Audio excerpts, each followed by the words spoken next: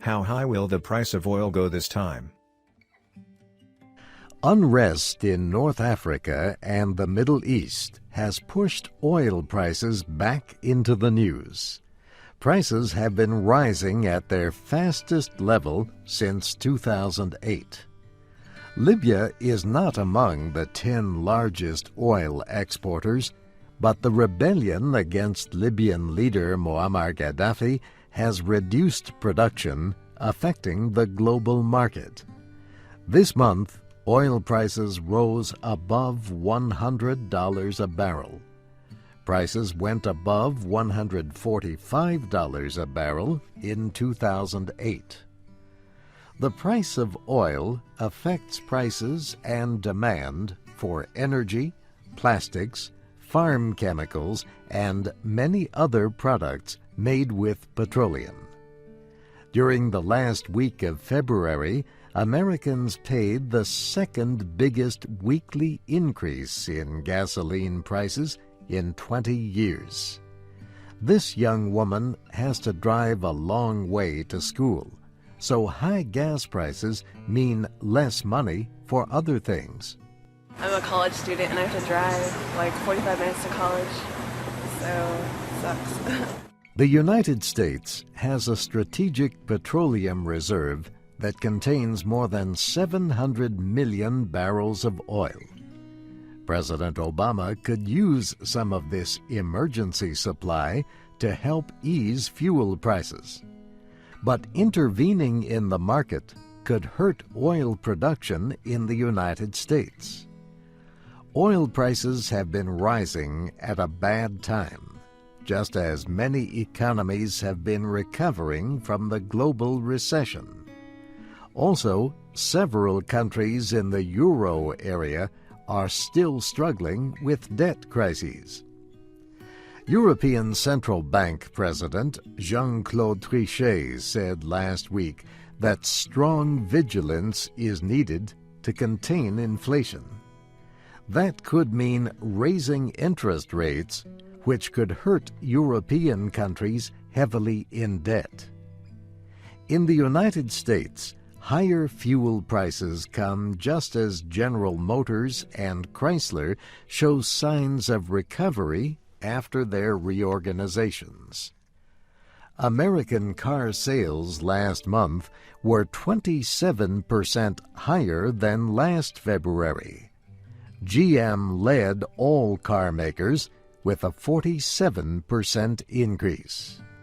High fuel prices reduce demand for big cars and trucks, but economist George Magliano says this time high prices may be good for car makers. With gasoline prices higher, certain people might want to go out there and get a much more fuel-efficient vehicle. And I don't even just mean a hybrid or an electric vehicle now, which they can do, but the gasoline engine vehicles get 25, 30% better mileage today than they did 3 or 4 years ago. Adding up the costs of bullying in the workplace. President Obama held a White House conference this month to discuss ways to prevent bullying in school. But bullying is a problem not just among young people. Workplace bullying can involve threats, baseless criticism, discrimination, and favoring some employees unfairly over others. 35% of Americans in a survey said they had been bullied at some time at work. The poll by Zogby International and the Workplace Bullying Institute found that another 15% have witnessed it. What some workers might consider bullying by another worker or a supervisor might not be true. But experts say productivity suffers in workplaces where employers tolerate or accept bullying. People take sick leave more often. Some take legal action. Jennifer Sandberg is a law partner in the Atlanta offices of Fisher & Phillips. She represents companies in labor cases. She says employers can avoid most problems simply by acting in a professional, businesslike way. The best advice I can give to managers and supervisors is not to worry about the law, but rather to be sure that their behavior is professional. She says this means that everyone plays by the same set of rules. There's still basic rules that every single person in an organization needs to follow. People who bully spend less time on productive work. They can make the workplace tense and unhealthy. Executive coach, CNN commentator, and author Lauren Mackler calls it a toxic environment. She advises people to avoid emotional conflict and childlike reactions when faced with insulting criticisms. She also says people who show self-respect can be less likely targets of a bully. She gives examples like dressing well and looking people in the eye when talking to them. And Lauren Mackler advises people who feel bullied to consider how the bully got that way. You can equate the behavior with the degree of pain that the bully carries inside. She says bullies were often bullied themselves as children. That'll help you to have more compassion inside instead of judging the person and further feeding a toxic interaction. But bullying can cause some people to leave their job. Ms. Mackler says replacing experienced workers can cost 1.5 times their yearly pay, or even more. Last April, Australia's Productivity Commission considered the cost of bullying in a report on workplace safety. The lowest estimate of the cost to the Australian economy 10 years ago was $6 to $13 billion. Can America win the education race? President Obama talked a lot about education in his State of the Union speech last week. We need to out-innovate, out-educate, and out-build the rest of the world. This is our generation's Sputnik moment, he said. A half a century ago, when the Soviets beat us into space with the launch of a satellite called Sputnik, we had no idea how we would beat them to the moon. The science wasn't even there yet. NASA didn't exist. But after investing in better research and education, we didn't just surpass the Soviets. We unleashed a wave of innovation that created new industries and millions of new jobs.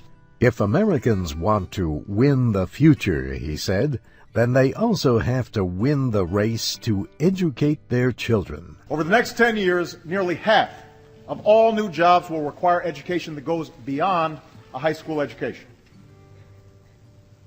And yet, as many as a quarter of our students aren't even finishing high school. The quality of our math and science education lags behind many other nations. America's fallen to 9th in the proportion of young people with a college degree. 2 years ago, Mr. Obama set a goal to regain the world's highest rate of college graduates by 2020. He says the responsibility to give every child a chance to succeed begins not in classrooms, but in homes and communities. Only parents can make sure the TV is turned off and homework gets done. We need to teach our kids that it's not just the winner of the Super Bowl who deserves to be celebrated, but the winner of the science fair. President Obama talked about his Race to the Top competition. It offered states money to develop plans to improve teacher quality and student performance.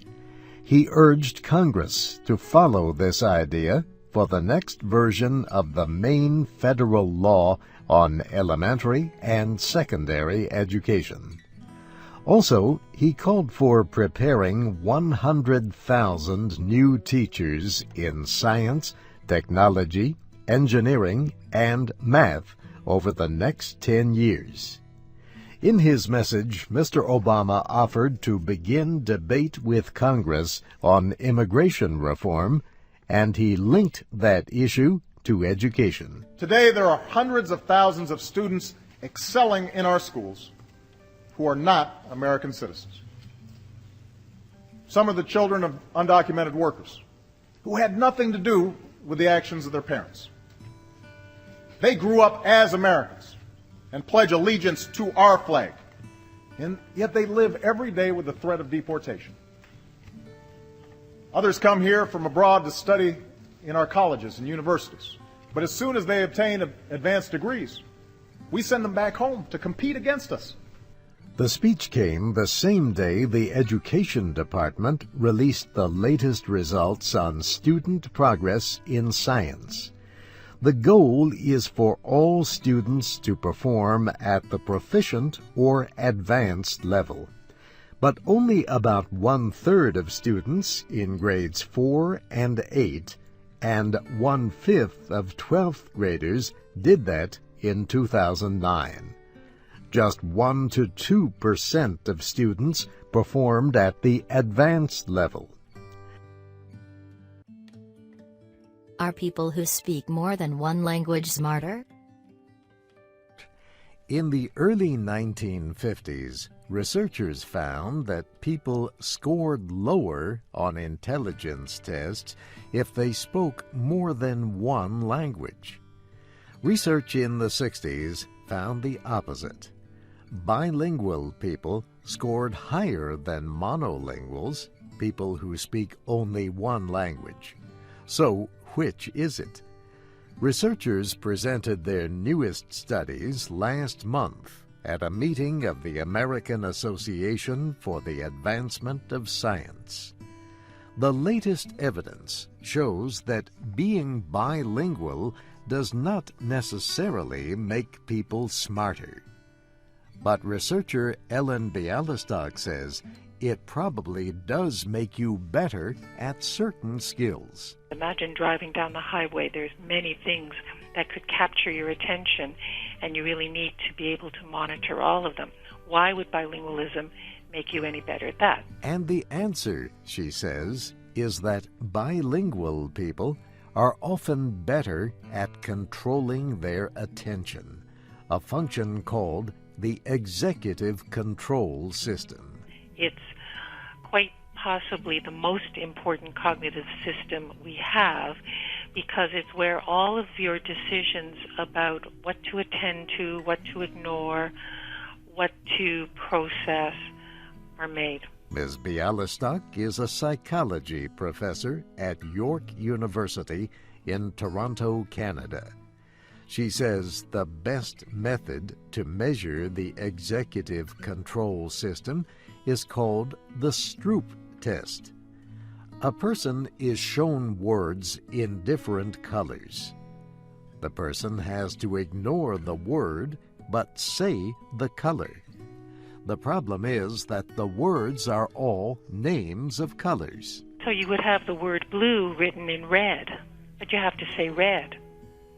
But blue is so salient, it's just lighting up all these circuits in your brain, and you really want to say blue. So you need a mechanism to override that so that you can say red. That's the executive control system. Her work shows that bilingual people continually practice this function. They have to, because both languages are active in their brain at the same time. They need to suppress one to be able to speak in the other. This mental exercise might help in other ways too. Researchers say bilingual children are better able to separate a word from its meaning and more likely to have friends from different cultures. Bilingual adults are often 4 to 5 years later than others in developing dementia or Alzheimer's disease. Foreign language study has increased in the United States. But linguist Alison Mackey at Georgetown University points out that English-speaking countries are still far behind the rest of the world. In England, like in the United States, bilingualism is seen as something special and unique and something to be commented on and perhaps work towards, whereas in many other parts of the world, being bilingual is just seen as a natural part of life. Japan's early warning system, one of the best in the world. A powerful earthquake struck the northeastern coast of Japan at 2:46 p.m. local time on March 11th.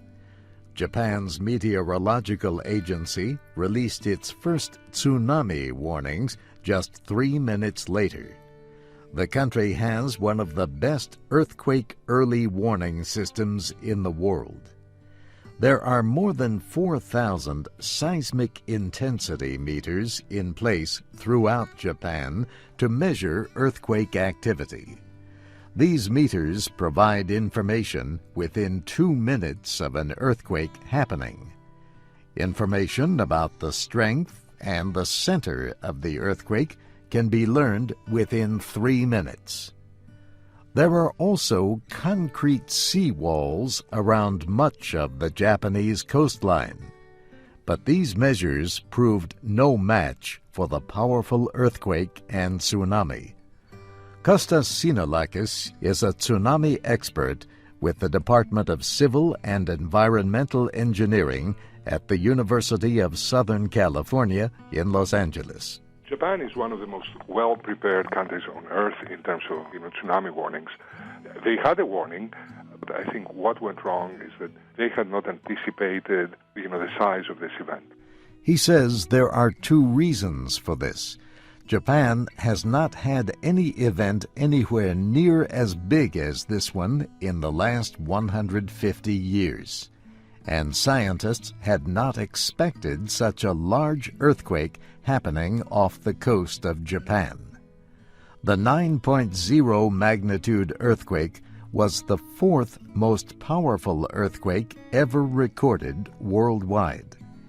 It was also the worst earthquake ever to hit Japan. The tsunami waves that followed were reported to have reached as high as 13 meters in some areas. Kostas Sinolakis says Japan's concrete seawalls were not built to handle such high waves. The concrete seawalls in many places in Japan are about 10 meters, that's about 33 feet. In Sendai, they were about 3 meters, that's about 10 feet. So that shows you that, at least in that area, they were not expecting such a sizable wave. A tsunami wave can travel as fast as 800 kilometers per hour.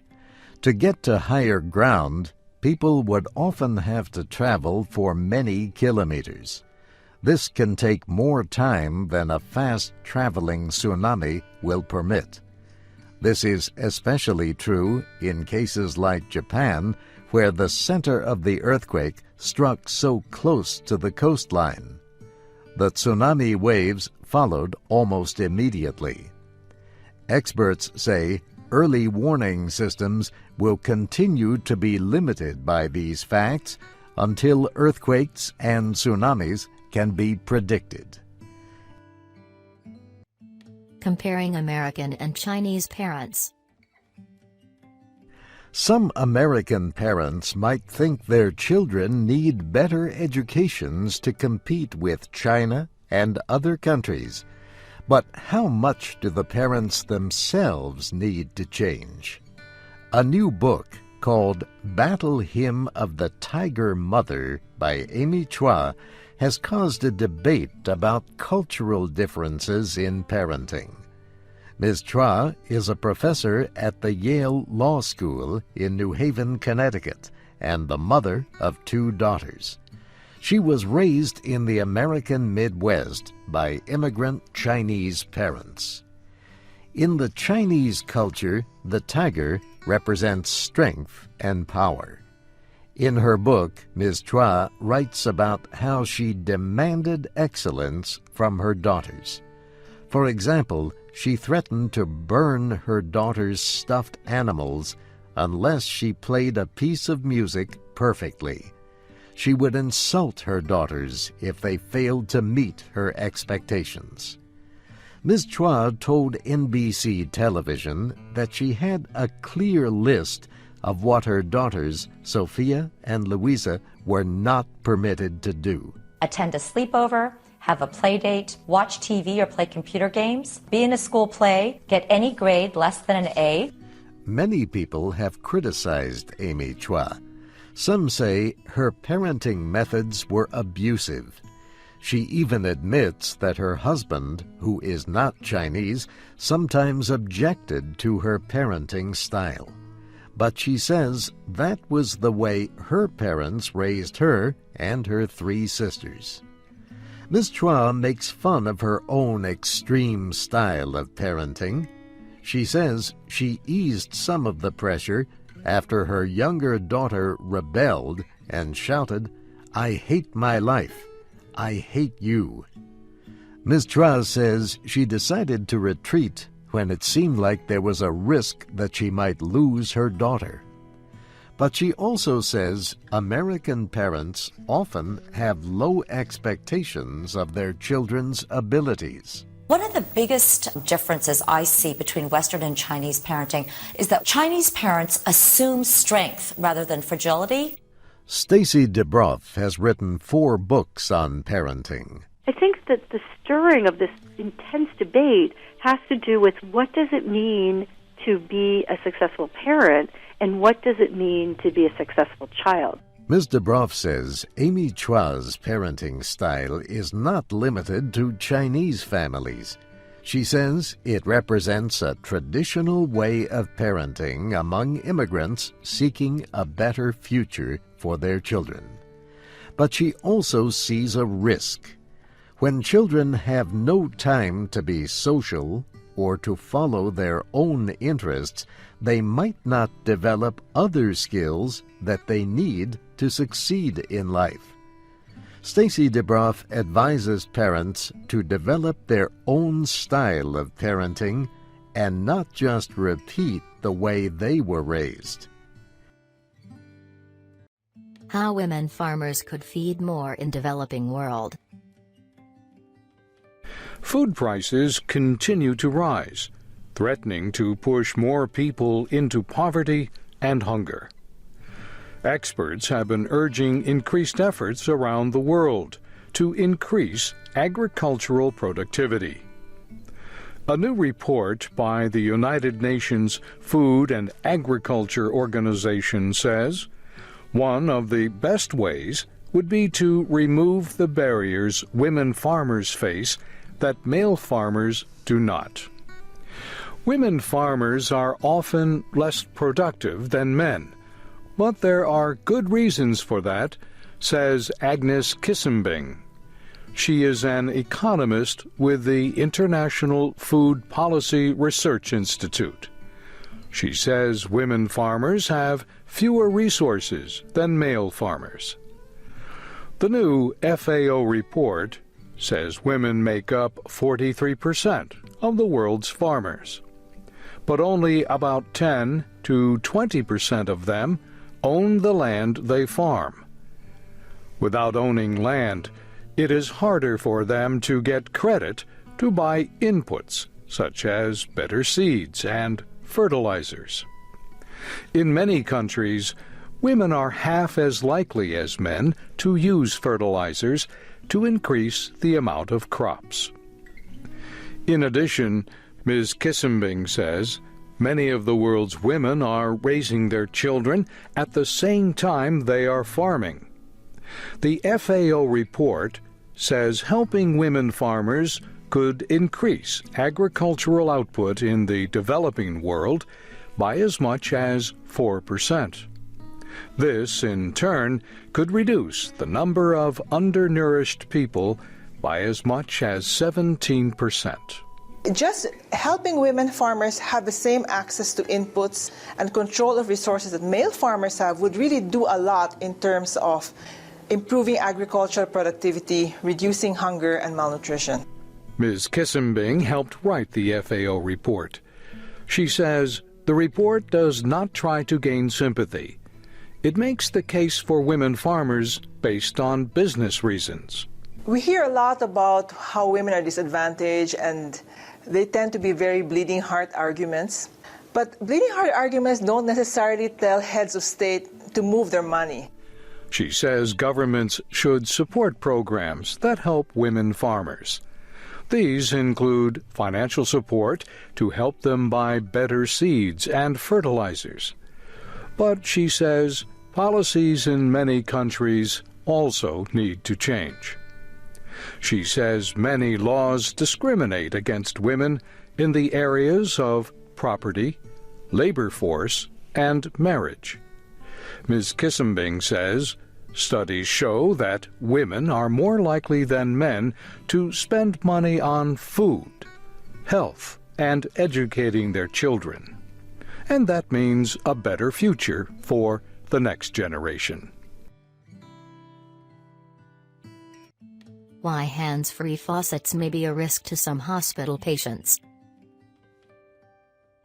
Automatic faucets use an electronic sensor to start and stop the flow of water when people wash their hands. These faucets save a lot of water, which is one reason they are found in busy public bathrooms. Another reason is because of concerns about the spread of infection by people touching the handles on traditional faucets. Hospitals started using automatic faucets about 10 years ago. But a new study at one hospital finds that these devices may not always be worth the savings in water use. Researchers took apart 20 automatic faucets at Johns Hopkins Hospital in Baltimore, Maryland. They found that half contained Legionella bacteria, compared to 15% of manual faucets. Healthy people rarely get sick from the bacteria, so the study should not concern most users of automatic faucets in public bathrooms. But Legionella bacteria can cause a form of pneumonia in people with weakened immune systems.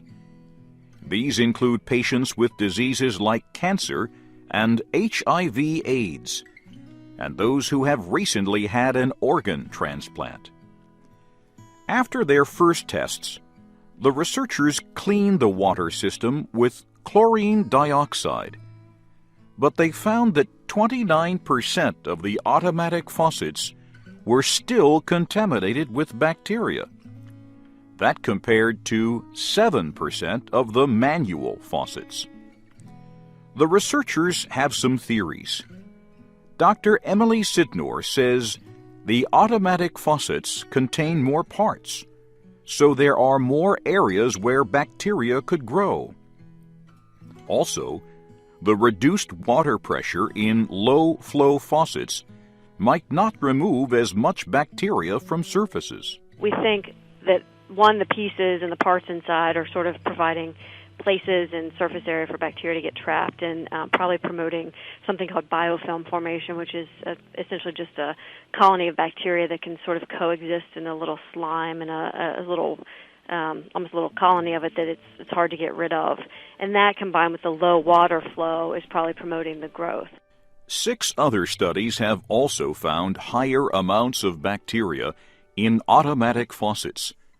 The latest study was presented Saturday at a meeting of the Society for Healthcare Epidemiology in Dallas, Texas.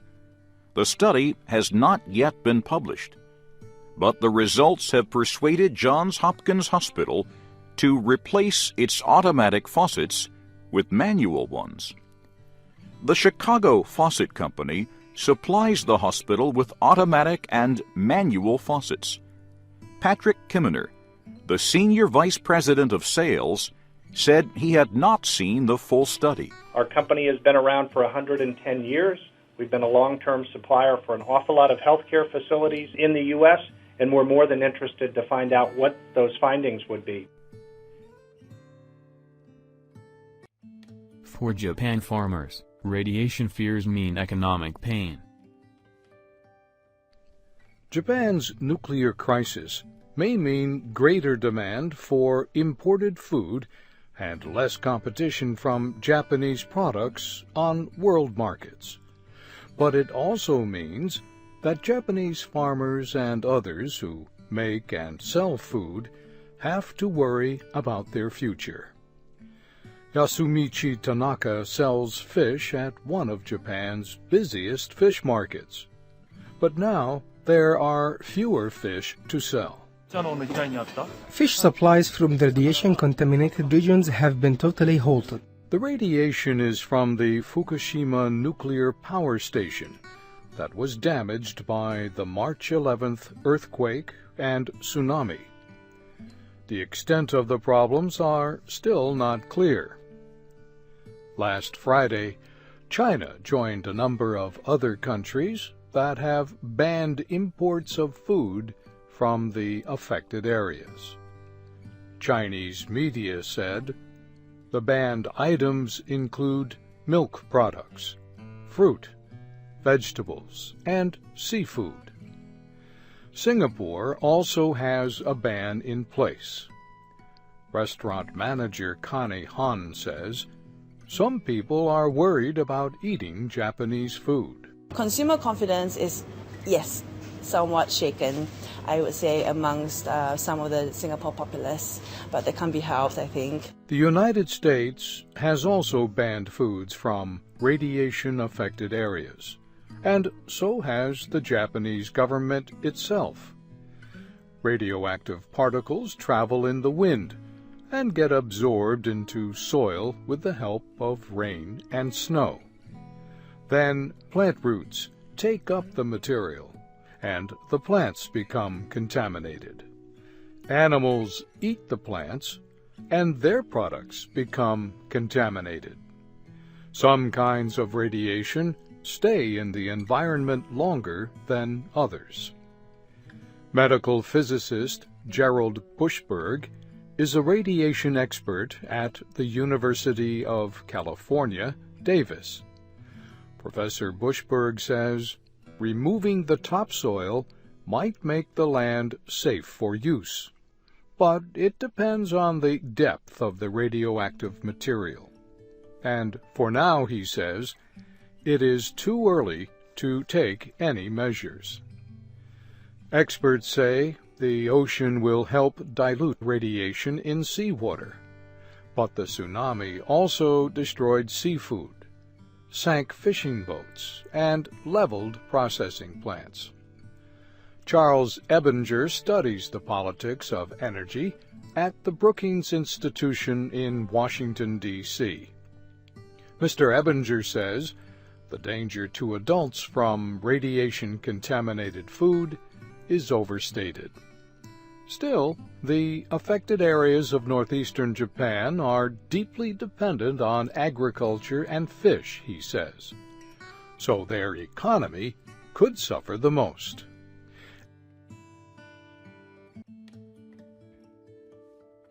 Designing a quake-resistant building starts at the soil. Builders in developing countries are often not required to build strong buildings. So when a disaster strikes, the damage is often widespread. Yet Japan is one of the most developed countries in the world. Still, the March 11th earthquake and tsunami waves destroyed more than 14,000 buildings. Brady Cox is an assistant professor of civil engineering at the University of Arkansas. He is also an earthquake expert with an organization called Geotechnical Extreme Events Reconnaissance, or GEAR. The group studies major disasters. Professor Cox says Japan has one of the best building code systems in the world. The problem is this earthquake was just a mammoth earthquake, one of the top 5 earthquakes in recorded history.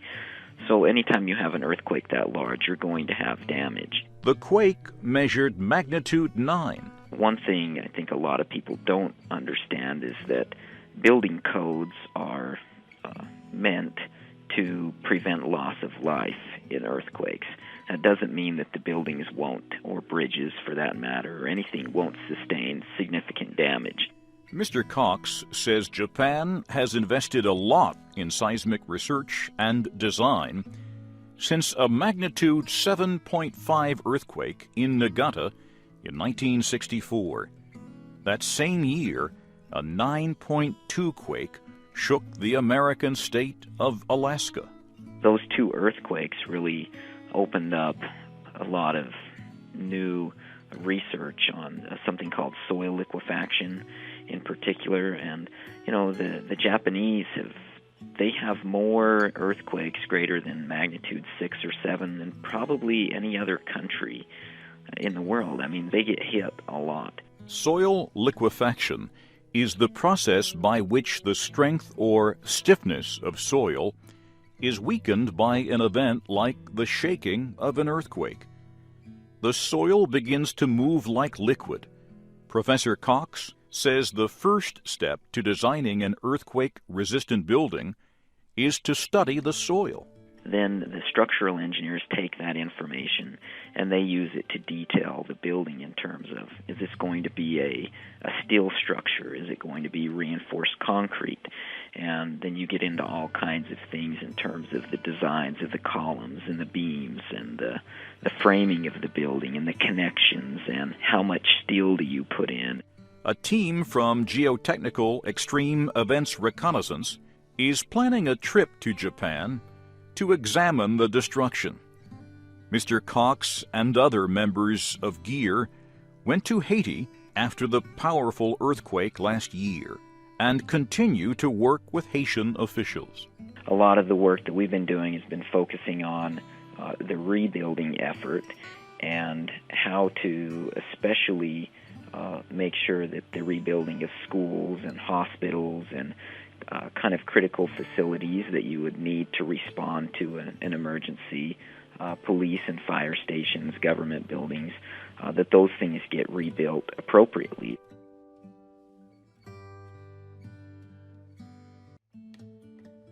Children at U.S. schools show their support for victims in Japan. Cranes are large birds with long legs and necks. In Japan and other East Asian cultures, they represent luck and long life. Japanese tradition says a person who folds 1,000 paper cranes gets the right to make a wish. Some school children in the United States have been folding cranes. They want to show they care about the victims of the March 11th earthquake and tsunami in Japan. Almost 40 Japanese-American students attend Somerville Elementary School in Ridgewood, New Jersey. But all 525 students at the school have heard about the disasters. So they have decorated their school with paper origami cranes. Their wish is for a speedy recovery for the Japanese people. Art teacher Samantha Stankiewicz says the activity gives students a way to express empathy for victims. For children, the folding of the cranes has been a really positive way for them to just feel like they're actively engaged, even though the cranes are symbolic. These students thought out loud as they folded cranes in the school library. The crane is a symbol of hope, so we try to have a lot of hope for those people in Japan. It makes me feel really happy that everyone's caring for another country. I feel sad for them, like really sad for them, but then I also feel happy because I feel happy for us because we're really trying to help out. And that help is not just in the form of paper cranes. The school principal, Lorna Oates Santos, says children at Somerville Elementary have raised about $2,000 for disaster relief agencies. We will be donating that money to the American Red Cross and Save the Children. There were two groups that are ready on the ground in Japan to help out the people of Japan. The school has a television club that produces weekly programs on different subjects. Fourth grade teacher Gabrielle King is director of the club and says the students are involved in the school's efforts. When the earthquake happened, the children wanted to know what they could do to inform other students and raise awareness for the people in Japan. And so we decided to do a show on the earthquake and also making the cranes, the origami cranes. Some American children have shown their feelings for the victims in Japan in other ways. Yasuhisa Kawamura is Japan's Deputy Consul General in New York. One American young girl dropped by the consulate a couple of days ago with her own painting. The painting shows the two countries, Japan and the United States, shaking hands over the ocean and say, we are with you. So we're very, very moved and touched by this young girl expression. Exploring the long and short of hair loss. Today we talk about hair. We will tell what hair is, how it grows, and some of the main reasons people lose it. Hair has always been an important sign of beauty. This is especially true for women. Next to the face, hair is one of the main qualities people look for when they consider a woman's beauty. Whether long or short, curly or straight, hair often gets a lot of attention. People who have it value it. Those of us who do not often mourn its loss. Each hair on a person's head grows from a single tube-like hole in the skin called a follicle. People are born with all of the hair follicles they are ever going to have. The average person has about 100,000 hair follicles. They begin to form on a fetus around the 3rd month of pregnancy. The part of the hair under the skin is known as the hair root. The hair sticking out from the skin is known as the hair shaft. The shaft is made up of dead cells that have been pushed up through the root. At the base of the hair root is a small ball-like formation called a bulb. This is where new cells are formed. These cells receive nutrition from the blood supply under the skin. As new cells form, the older cells are pushed up through the root. In time, the old cells are cut off from the blood supply and begin to form a hard protein called keratin. Keratin is the same protein found in our skin and nails.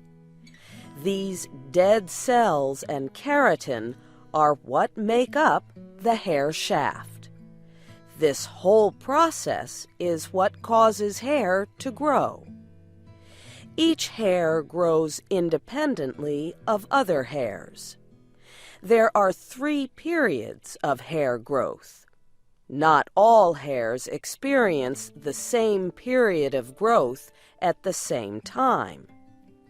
The period of active growth is called anagen. During this period, hair grows at a rate of about 0.3 millimeters a day, or 1 centimeter a month. About 85% of hair follicles are going through this process at any given time. This period can last from 2 to 6 years. The catagen period of hair growth comes next. It is then that hair growth begins to slow down.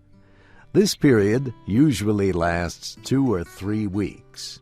Finally, hair growth comes to a complete stop, and the hairs begin to fall out. This period is known as telogen. It affects about 15% of all hairs at a time. On average, a person loses between 50 and 100 hairs every day.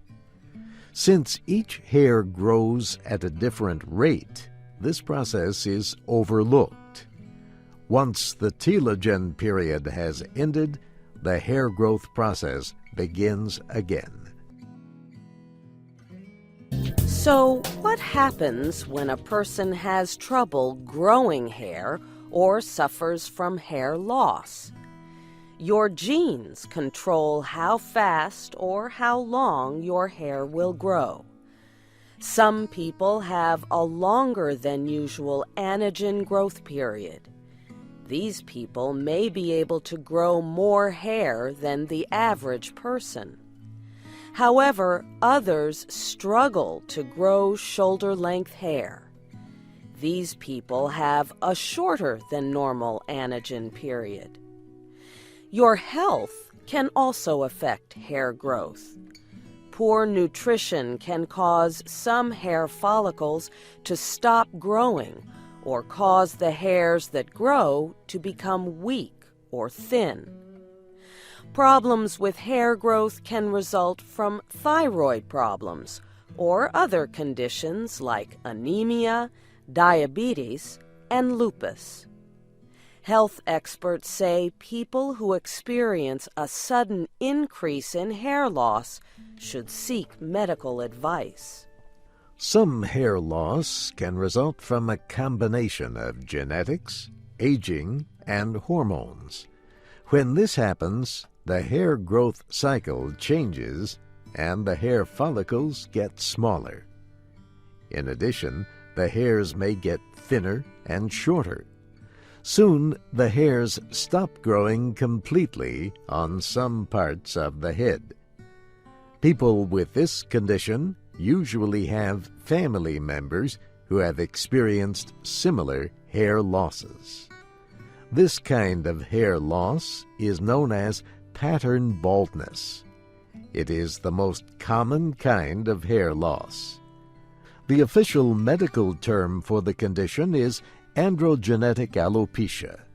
The Latin word alopecia means loss of hair or baldness. It is also the term used to describe the medical condition that results in the loss of hair. Alopecia areata is the second most common form of hair loss after pattern baldness. It is the most common form of autoimmune disease. In alopecia areata, the body's defenses against disease attack the hair follicles, resulting in a loss of hair on the scalp and other parts of the body. The condition usually begins with small, round areas of hair loss on the scalp. When hair loss takes place over the whole surface of the scalp, it is called alopecia areata totalis. Sometimes a person may lose their eyebrows, eyelashes, or hair on other parts of the body.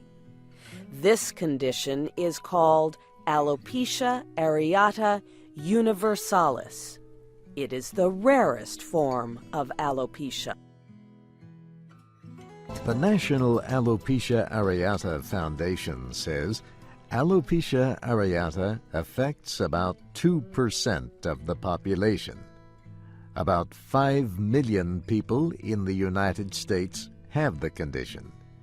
It affects people of all ages and races and often begins in childhood. That was true of 22-year-old Kayla Martell, the winner of the Miss Delaware pageant last year. Ms. Martell began losing her hair when she was about 10 years old. By the time she was 13, all of her hair had come out.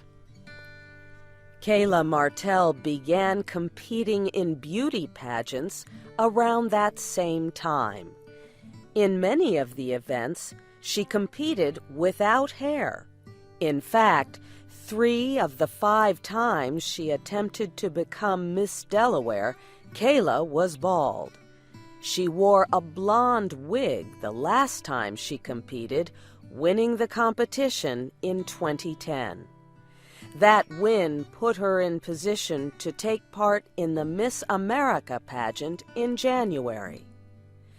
Ms. Martell has used beauty pageants to help educate the public about alopecia.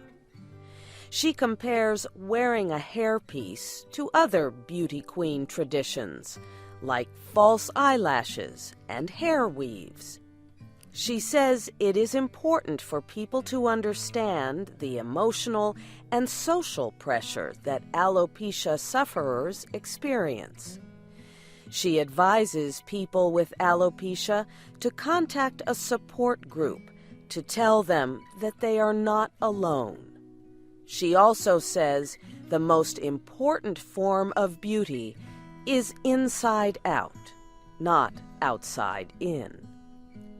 Kayla Martell did not win the 2011 Miss America pageant, but she was one of the top 10 finalists, and her public comments have helped raise public understanding of alopecia.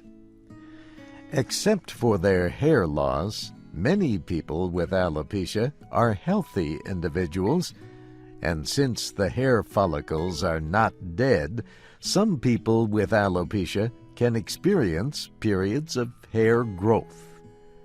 Ms. Martell's hair grew during the Miss America competition. She now has what is sometimes called a buzz cut, a short crop of soft, fuzzy hair. Alopecia patients may grow and lose their hair several times during their life. Scientists are not exactly sure what causes alopecia areata. It is not clear why the body's white blood cells begin to attack the cells in the hair follicles. There is no cure for the disease and no effective treatment that works for everyone. Last year, researchers at Columbia University Medical Center in New York reported findings that they hope will help lead to a cure. The researchers found 8 genes they believe may be important in causing the condition. They said many of the genes are also linked to autoimmune diseases. These include rheumatoid arthritis, type 1 diabetes, and celiac disease, a condition that affects the digestive system. There are already effective treatments available for many of these conditions. Other treatments are being developed. The researchers say these treatments could prove to be promising for alopecia patients. Angela Cristiano is a professor at Columbia University Medical Center. She also suffers from alopecia areata. She says the study gives hope that there may someday be a cure for the condition. The researchers studied 1,054 cases from the National Alopecia Areata Registry. They looked for similarities in the genes that people with different levels of alopecia carry. They found that those with 13 to 14 similar genes had diseases that did not progress. Those with 16 or more similar genes usually progressed to alopecia universalis, or total baldness.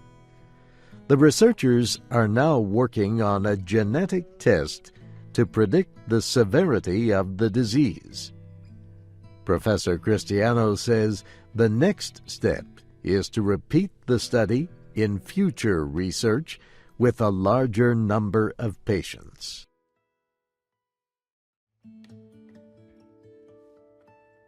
Scientists search for the lost city of Atlantis.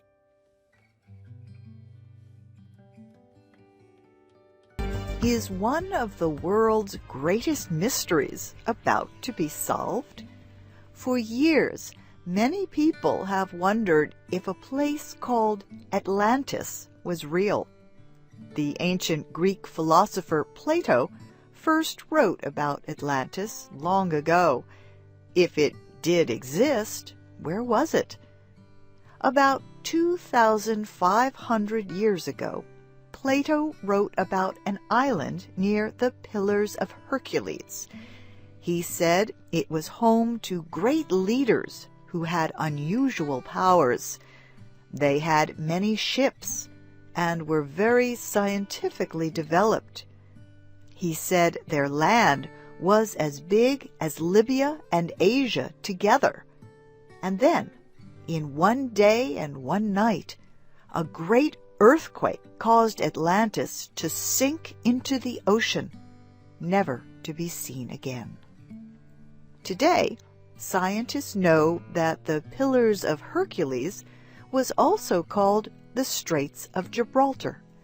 It is a narrow waterway that separates southern Spain from North Africa. 2 years ago, an American-led team of researchers began searching for Atlantis in this general area. They started with a satellite picture of what looked like an underwater city near Cadiz, Spain. Then they used a special kind of radar to help them see under the ocean floor. Cadiz is about 100 kilometers from Gibraltar. Plato wrote that Atlantis once faced a city called Gadara. That is the old name for what is now Cadiz. Here, the researchers found what seems to be the remains of a sunken city that was built in a circle. That is also how Plato described Atlantis. In this sunken city, the researchers found a stone carving that is thought to be an Atlantean soldier. University of Hartford archaeologist Richard Freund directed the research team. He says he found something interesting farther inland in central Spain. He discovered a series of cities built like Atlantis. He thinks they may have been made by people from Atlantis who escaped the earthquake and waves that covered the area. His work was described in a television program on the National Geographic Channel. There are many people who think that the search for Atlantis is a waste of time. They say that Plato made up the story. They look at his work as fiction, a good story that was never meant to be taken as true. They also think it was not possible for so large an area to be destroyed in so short a time. Professor Freund and his team know that many people think Atlantis was never real, but his team plans to continue their research under the sea and in central Spain. The Industrial Revolution of the 18 and 1900s was a time of great change for the world. Factories and their machines began to do much of the work that human beings had once done by hand. But many of those machines used coal to provide their power. Pollution of the air and water quickly became a problem. Many people think that the Industrial Revolution was the first time people began to have a major effect on the Earth's ecology. That, they say, was the beginning of climate change. But now, a new report says that humans started these changes thousands of years ago. Jed Kaplan and Kristen Krumhart did the research. Both are with the Federal Polytechnic School in Lausanne, Switzerland. They say people began to harm the planet when they began cutting down trees to make farmland and places to live. The Swiss researchers think this could have started 8,000 to 10,000 years ago. Trees and plants take in the gas carbon dioxide and give off oxygen. But if a great many trees are cut down, more carbon dioxide rises into the air. That, the scientists say, causes our planet to heat up. This causes climate change, also known as global warming. In 2003, American William Rudiman first proposed that global warming resulted from human activities thousands of years ago. The University of Virginia professor even thought that this warming was so great that it helped the Earth avoid another ice age. His critics say there were not enough people on Earth at the time to cause that much damage. But Professor Rudiman believes he is right, and so do the Swiss researchers.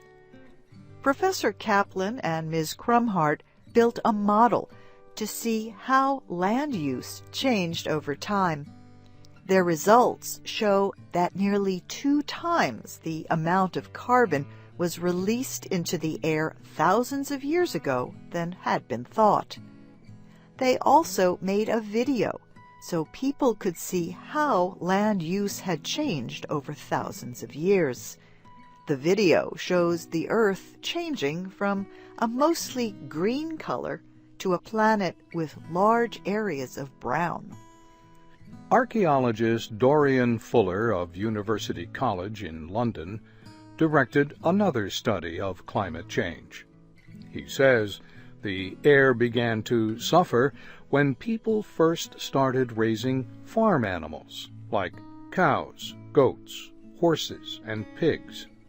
When these animals process food, they produce a large amount of methane. This gas traps even more heat than carbon dioxide. He also says that growing rice in Asia added a large amount of methane to the air.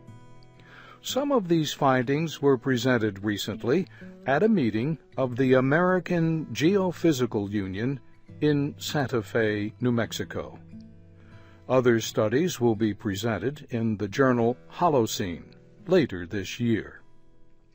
Other than reducing the levels of these carbon gases, what can we do to help the environment? Scientists agree, plant more trees. That is a curiosity. That is something that people in the southern United States often said when they saw something unusual that could not be explained easily. It also is probably what a number of reporters said earlier this month when they were permitted to see a machine that will be sent to the planet Mars. It is called a rover, and its name is Curiosity. The reporters saw the machine at the Jet Propulsion Laboratory in Pasadena, California. The name of this space vehicle came from Clara Ma, a student from Kansas.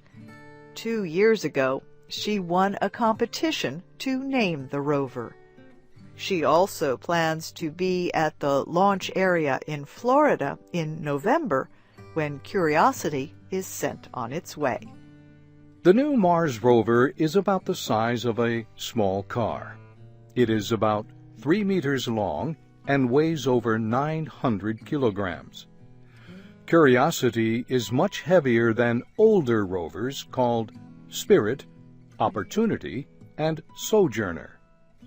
The American Space Agency says it will take Curiosity about 10 months to reach Mars. Then it will land, move around on its 6 large wheels, and begin a number of experiments. Scientists think Curiosity will send information back to Earth for at least 2 years. They hope it will find signs of life on the red planet. The space agency has called Curiosity a rolling laboratory. It will carry 10 instruments to test the Martian surface. A laser will be used to break up large objects it finds. It will have a drill to cut open and examine the inside of rocks. There are also cameras that can see long distances. Curiosity even has an arm that can touch things and send the information back to Earth. The new Mars rover will have a nuclear battery that will enable it to travel great distances. It will not use energy from the sun, as in the past. Scientists have not decided exactly where on Mars they will land the vehicle. They are looking for a place that might offer the best chance for finding microbes, extremely small forms of life. However, they think they have found 4 such places. Getting to name the Mars rover was exciting for Clara Ma. Going to the launch will also be special. But there is one more prize that Clara won. Space Agency officials are letting Clara sign her name on the bottom of the rover. Now, isn't that a curiosity? While we are talking about space, here is another piece of news. A company called SpaceX announced that it will be testing a new rocket next year. It is called the Falcon Heavy. The company says Falcon Heavy will be the most powerful rocket ever built. It will be able to carry 2 times more weight than the older Saturn V rocket. And scientists say that it will be able to carry a spacecraft around the Earth, to the Moon, or even to Mars.